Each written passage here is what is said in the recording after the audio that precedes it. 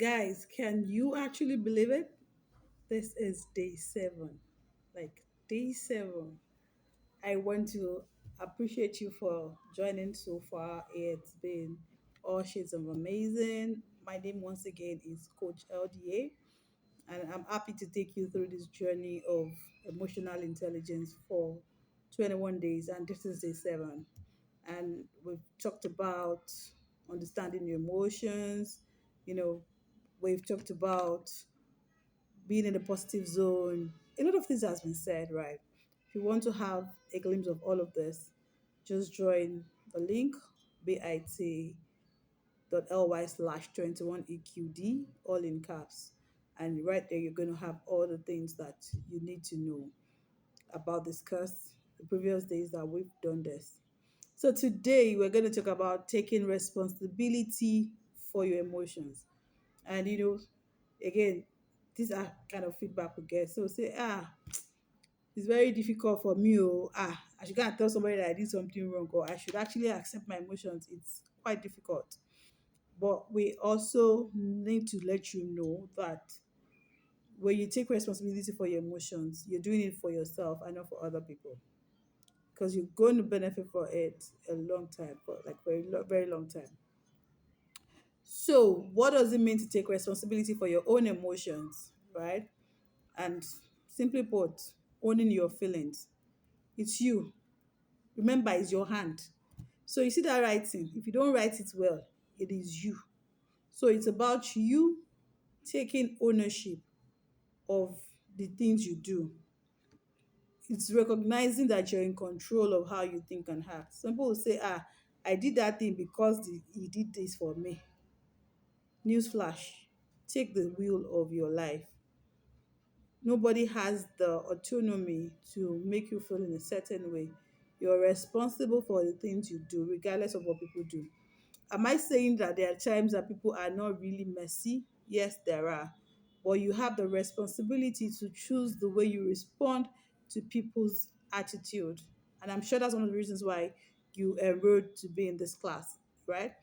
It's about you recognizing that you're in control of how you feel and how you react. People can throw lemons at you and make a lemonade out of it. So instead of you blaming others for your situations, you just need to acknowledge it and know what choices you're making with it, right? You can't control everything. There are some things that are completely out of your control.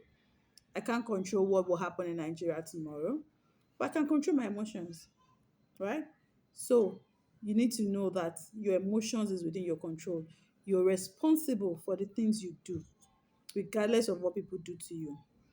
Now, what does it mean? Why is it important to take responsibility of your emotions? The first one is empowerment. It takes when you take control of your reactions, you're able to choose healthier ways to cope. And I talked about some people being your trigger in day two.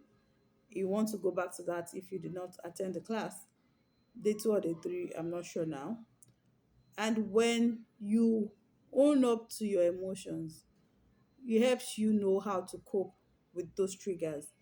So you know, so it's like a chain of reaction. If this person says this to me, I am going to feel this certain way and I'm going to react this way. So if I own the way I reacted, it means that if I change the equation, so someone says, so I remember I gave the analogy of someone insulting your mom and you react in a certain way. If you own up that, oh, I did not do better or I said something wrong, then you would choose the way you would interpret that statement and you will react better. Now, it helps you learn from your emotions and make better choices. So you're not doing the same thing again. You're not spiraling the same negative emotions over and over again. You don't want people to label you or tag you as that person that cannot even control themselves. Some people, they'll like, that guy is really good academically, but na fire. Oh. If the guy should go angry like this, the whole school will let loose. You don't want to be that person. It's not demure. Like, you don't want to do that, right? And I would say this, when you have this good emotion, I'm sure you must have heard this over and over again. It helps you communicate better and it helps you avoid blaming others. You when you take responsibility, you're actually stronger. You're not weaker. So don't think, oh, if I take responsibility, it means that I'm a weak. But you're not weak. You're actually strong. Now, how do you avoid responsibility? Like how do we do it? Why is it easy for you to blame other people when you do things? So someone says something to you and you're triggered and you flare up and you start to fight, start to throw tantrums. It's easier for you to say, I was because he said that thing. It's quite easy, right? Because it's easier for you to blame others than to face your own wrong. It's easier for you to say, XYZ did this to me, that's why I did this. But if you have to face the truth and tell yourself that, yeah, this person said something that was not very nice, but I could choose to act better.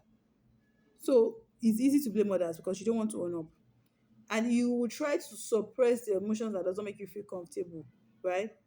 When you blame others, it makes you escape. It gives you an escape route to that emotion.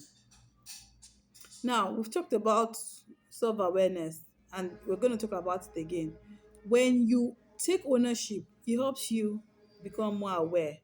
It helps you recognize the moment, the feelings you're having.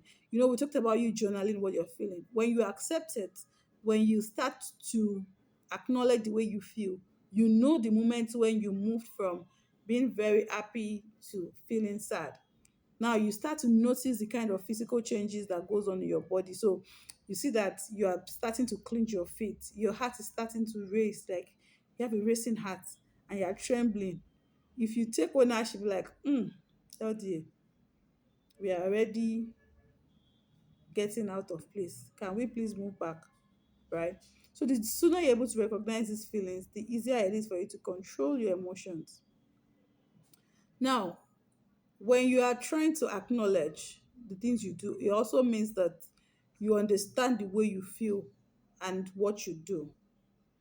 Now, emotions are things that happen sometimes in past, sometimes in your thoughts, in the needs that are not met. So for me, one of the simple formulas for emotion is expectation minus reality, right?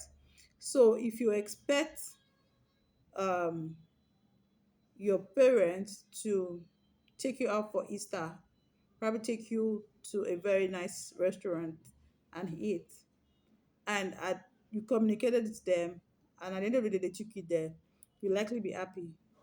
If you expect them to buy something for you and they don't buy it for you, you feel sad. So when the needs are not met, whether physical needs or probably you're trying to have conversations with them and they're like, no, I've had a long day at work, I'm very busy, can we talk about this later? And you feel like your needs are not met, it affects your emotions. Or maybe something happened in the past and every time you remember that thing, it triggers negative emotions in you, right? So you want to ask yourself, what is this thing? And those are the ways in which you can start to those are the steps in which you can start to do to understand. You need to dig deeper. And sometimes you feel like, this thing is not easy, I can't do it on my own. Like I said, if you are in a WhatsApp group, you stand a chance to unlock a free session with me. Now that you've been able to identify these things that makes you feel a certain way you don't like, you need to now take control and choose the way you respond. So it's not enough for you to know. Knowing is the first step. That what you do with what you know is what makes you mega, right? Choose how you respond. Taking responsibility means you deciding on how you want to handle your emotions. Now you also have the power to either react impulsively or come back and think, right? Someone says something you don't like. If you have started to practice the things I've been talking about from day one, by now you would know that you can choose, right? And if you're still in that space that you feel like, I can't choose yet, or I'm not able to choose, then just drop me a message, probably under this comment or in the group chat, and um, we'll talk more about it, right?